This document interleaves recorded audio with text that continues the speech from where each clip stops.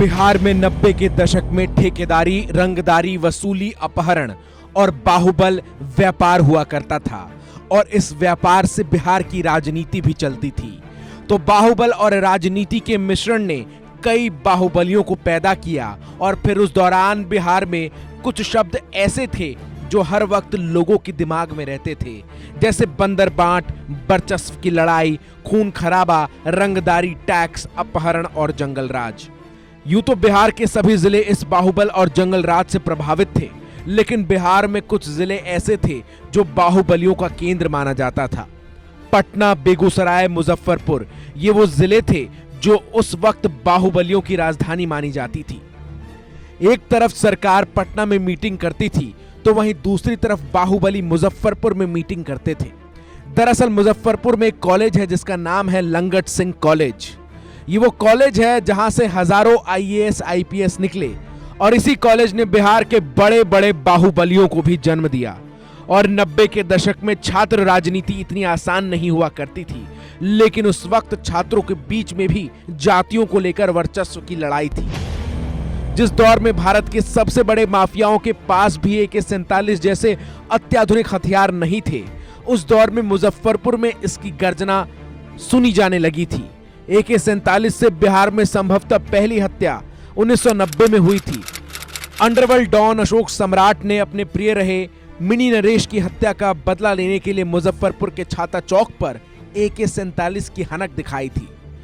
Langat Singh college के hostel में भी छात्रों के बीच जाति और इलाके में दबदबे को लेकर लड़ाई चलती रहती थी। छात्रों के इसी टकराव में उभरे कौशलेंद्र शुक्ला उर्फ छोटन शुक्ला। लंगट सिंह कॉलेज में छोटन पढ़ाई के साथ साथ सियासत और गुंडई के लिए अपने पंजे पैने कर रहे थे।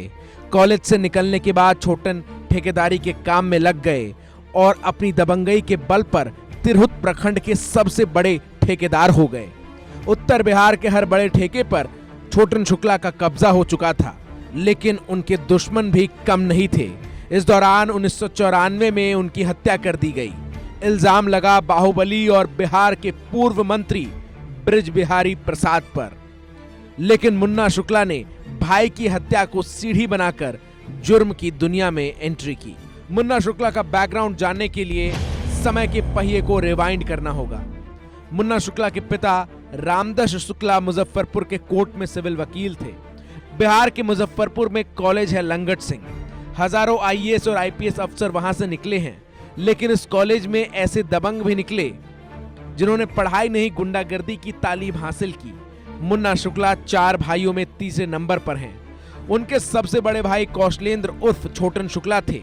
उनसे छोटे अवधेश उर्फ भुटकन शुक्ला, तीसरे नंबर पर मुन्ना शुक्ला और चौथे नंबर पर ललन शुक्ला उर्फ मारू मर्दन शुक्ला हैं। पटना के गर्दनी बाग थाने में दर्ज एफआईआर के मुताबिक मंटू तिवारी, भूपेंद्र नाथ दुबे और श्री प्रकाश शुक्ला समेत कई लोग अम्बेसडर और सुमो गाड़ी से उतरकर ब्रिज बिहारी प्रसाद के पास आए और अंधाधुंध गोली चलाना शुरू कर दिया। गोली लगने से ब्रिज बिहारी और उनके बॉडीगार्ड वहीं पर गिर पड़े और इस मामले में मुन्ना शुक्ला और सूरजभान सिंह को आरोपी बनाया गया था। ब्रिज बिहारी प्रसाद की हत्या के बाद मुन्ना शुक्ला का बुरा वक्त शुरू हो गया। पुलिस और सरकार उनके पीछे पड़ गई। इसके बाद मुन्ना शुक्ला की नजर बाहुबली से विधायक बनने पर टिक गई। साल 1999 में हाजीपुर जेल से ही मुन्ना शुक्ला ने निर्दलीय विधानसभा चुनाव लड़ा, लेकिन जीत नहीं सके।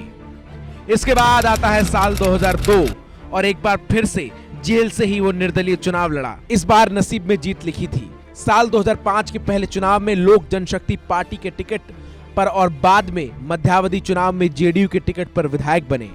इसके बाद से उन्होंने जेडीयू का साथ नहीं छोड़ा और कई मौकों पर नीतीश कुमार के सुशासन की तारीफों के पुल बांधे। साल 2009 में जेडीयू ने आरजेडी के नेता रघुवंश प्रसाद सिंह के खिलाफ मुन्ना शुक्ला को वैशाली लोकसभा सीट से उतारा, लेकिन शुक्ला को हार मिली। इसके बाद सुप्रीम कोर्ट ने सजा पाए राजनेताओं के चुनाव लड़ने पर रोक लगा दी, लेकिन दबदबा बनाए रखने की चाह में मुन्ना शुक्ला ने साल 2010 में अपनी पत्नी अन्नू शुक्ला को लालगंज सीट से जेडीयू का टिकट दिलवाया और वो जीत गई। 2020 के विधानसभा चुनाव में मुन्ना शुक्ला को जेडीयू से टिकट नहीं दिया गया, जिसके बाद मुन्ना शुक्ला निर्दलीय ही लालगंज विधानसभा पर चुनाव लड़ने निकल गए। लेकिन उन्हें हार का सामना करना पड़ा। फिर साल 2024 के लोकसभा चुनाव में वैशाली से आरजेडी ने मुन्ना शुक्ला पर दांव खेला, लेकिन मुन्ना शुक्ला के सामने वीणा देवी थी, जो पहले से ही वैशाली की सांसद थी। इस चुनाव में मुन्ना शुक्ला वीणा देवी के सामने नहीं टिक पाए। चुनाव खत्म होने के कुछ महीने बाद ही मुन्ना शुक्ला को बड़ा झटका लगा।